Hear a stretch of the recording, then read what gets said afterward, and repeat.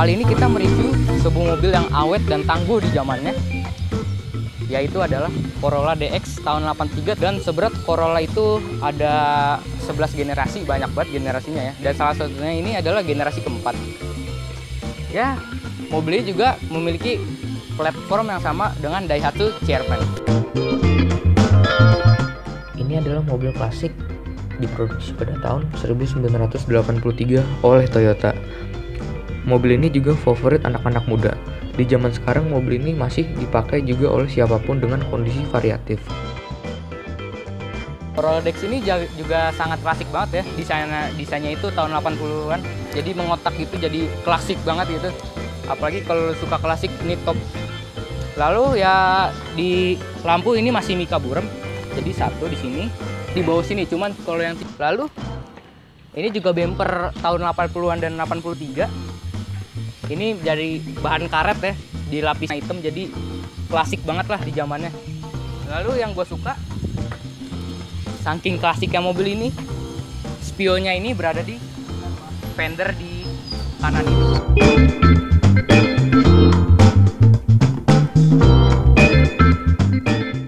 Dan sebenarnya mobil ini juga banyak yang dimodifikasi ya. Salah satunya dia pakai pelek R14 ya.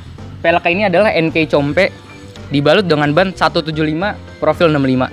Jadi di mobil udah nggak standar lagi, dan pera ini juga udah diganti. Lalu di sini dari depan nyampe belakang sini itu ada side molding juga dari ban karet juga, sama kayak bumper depan.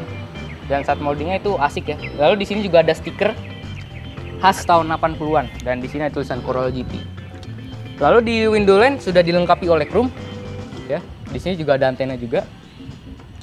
Lalu di handle pintu masih mode congkel dan udah dilapisi oleh chrome. Lalu di sisi sini ini sih keren banget, sini apa, masih tertahan juga nih, bensin sini masih dibuka oleh kunci, dan side moldingnya tuh juga nyampe belakang juga. Lalu di sini dia memiliki spakbor yang lucu ya. Nih spakbor tahun 80-an juga. Lucu gitu. Jadi kayak rally look gitu.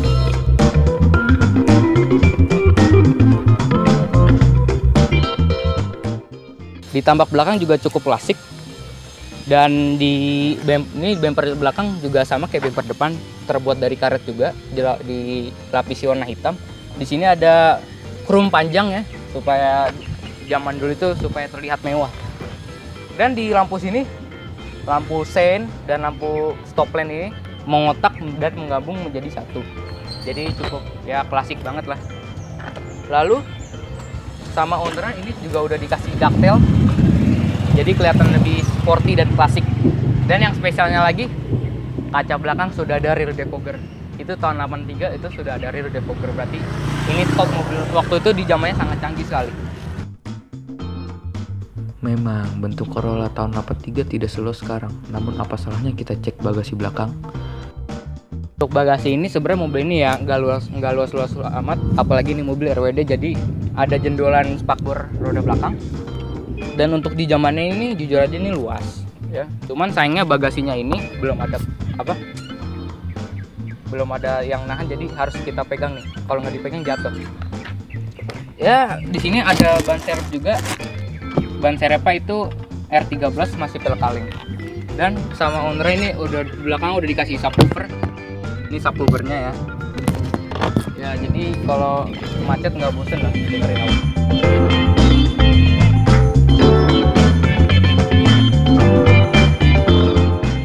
Untuk mesin ini sudah tidak standarnya lagi. Yang main punya ini udah 1800 cc. Karbunya juga udah Weber.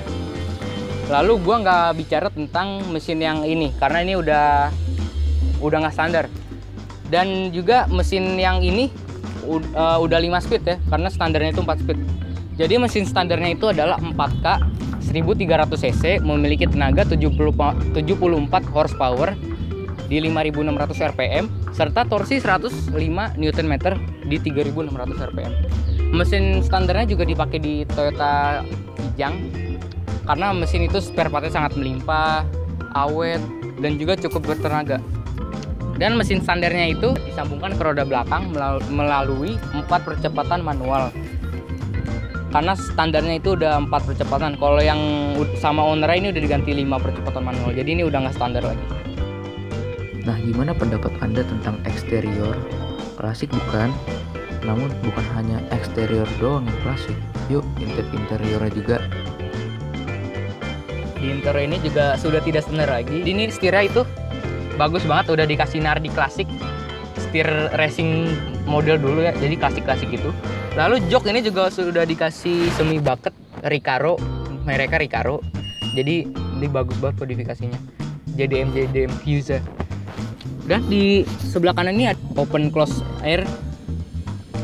Di sini ada tuas buka buat kap mesin, jadi ini tuasnya rada tricky ya, jadi harus pelan-pelan bukanya baru kebuka. Lalu di sini ada kotak sekring. Jadi sama owner ini juga spionnya udah elektrik juga. Lalu di sini ada saat pintunya terbuka ini ada tulisan door nyala. Lalu yang uniknya juga di bawah sini juga ada untuk mengatur terang dan redupnya instrumen kabin. Jadi ini oke banget. Nah, di AC sini ada di sini standarnya audionya berada di sini, namun sama owner udah dipindahin di sini. Jadi udah di-upgrade audionya. Lalu di sini juga ada rear defogger nih.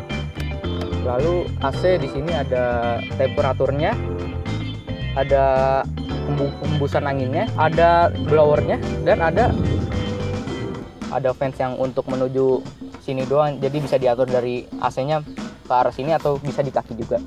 Lalu di sini ada clutch transmisi yang klasik banget ya. Ini transmisinya udah 5 percepatan manual, yang standarnya itu 4. Wah, rigid banget ini. Walaupun oglek, cuman ini rigid banget coy. Rem tangan masih model tarik. Lalu sama owner ini juga udah dikasih kayak semacam casan. Dan sama owner karena audionya udah di-upgrade, ini ada stabilizer audio, mereka itu Blaupang, anjay. Lalu di sini ada tempat penyimpanan barang terbuka. Di sini ada laci tempat penyimpanan tertutup, jadi bukannya tuh dipencet dua-duanya. Nah. Lalu di sini bawahnya lagi ada tempat penyimpanan terbuka. Jadi untuk sebenarnya untuk penyimpanan ruang itu di zamannya tuh enak banget tuh. Namun sayangnya nggak ada cup holder. Itu sayang banget. Jadi kalau lu yang suka ngopi, woi, udah pernah ngopi belum? Diam-diam banget, ngopi. Jadi agak susah sih naruh kopinya di mana. Jadi sayang banget nggak ada cup holder. Nah di sisi door trim sebelumnya itu adalah bahannya vinil dilengkapi oleh plastik transparan. Kalau di ini udah ganti kulit ya. Kaca juga masih engkol. Ya malum ya, tahun 80-an kaca masih engkol.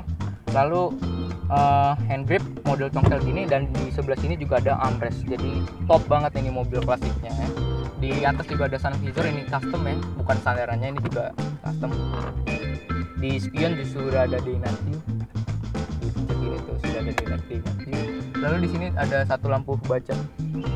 Oh ya, ini juga soft touch nih. Nih enak banget nih. Ini gua agak kagum sih sama Colora ini. Ini banyak soft touch loh, walaupun 83. Kalau mobil zaman sekarang itu saking pelitnya. Nah, saking pelitnya itu dashboard itu dikasih plastik. Ada juga yang dikasih jet-jetan palsu.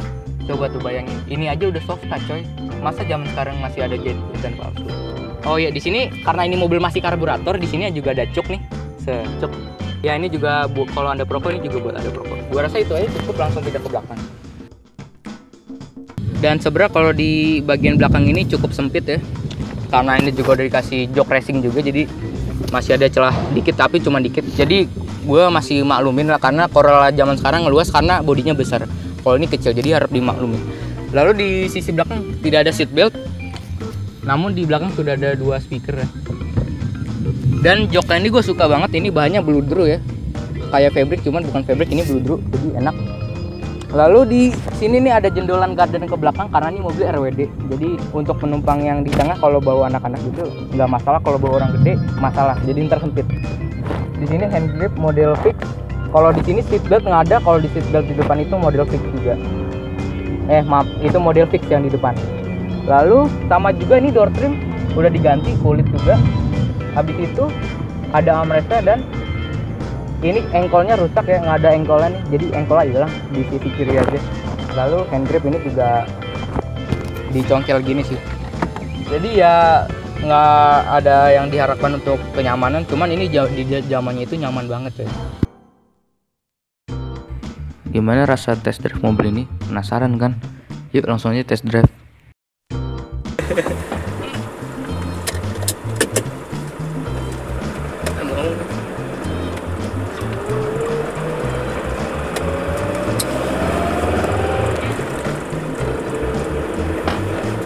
Jadi pas pertama kali bawa mobil ini, visibilitasnya juga lumayan cukup oke. Cuman posisi pengemudinya agak pendek ke bawah gitu. Cuman masih dalam batas wajar. Cuman yang penting dari depan kelihatan luas.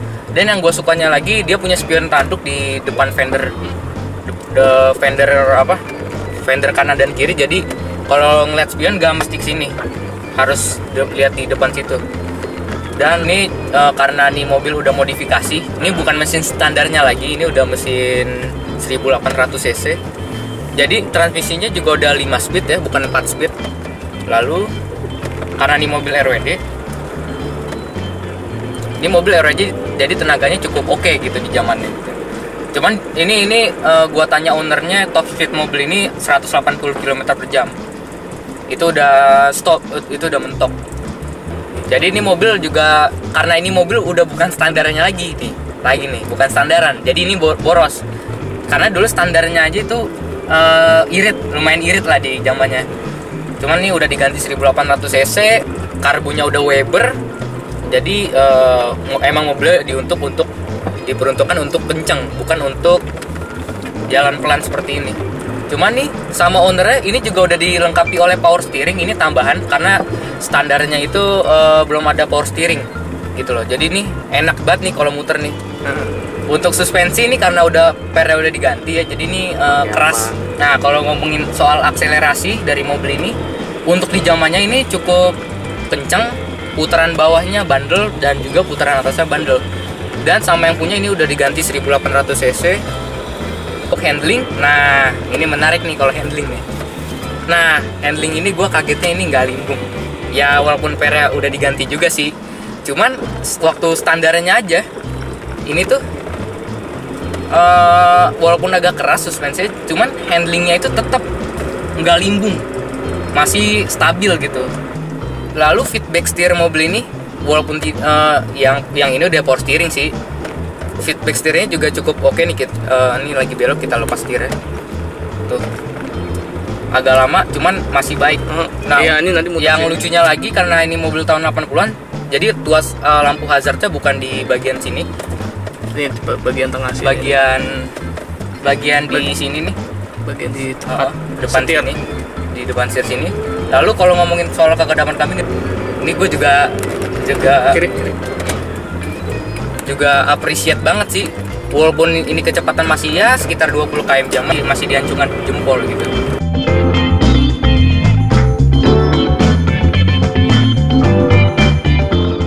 Oke, jadi kalian yang mau beli mobil ini, gue udah cek harga pasarnya 20 sampai 30 juta. Kalau kondisi yang sangat mulus, harganya kalau boleh bilang sih gelap sih, tergantung yang mau. Untuk kondisi seperti semulus ini, itu juga harganya gelap. Jadi kalau misalnya gue saranin, kalau mau beli mobil ini, lu butuh uang dan waktu untuk perawatan mobil ini, karena nih mobil juga suka ya gak ada masalah, yaitu pertama karburator, yang kedua AC-nya mati. Jadi ini kadang-kadang mobil AC-nya mati. Jadi kalau mau beli mobil ini, gue saran lu harus punya uang dan waktu untuk perawatan mobil ini. Jadi sekian video hari ini, sampai jumpa di video berikutnya.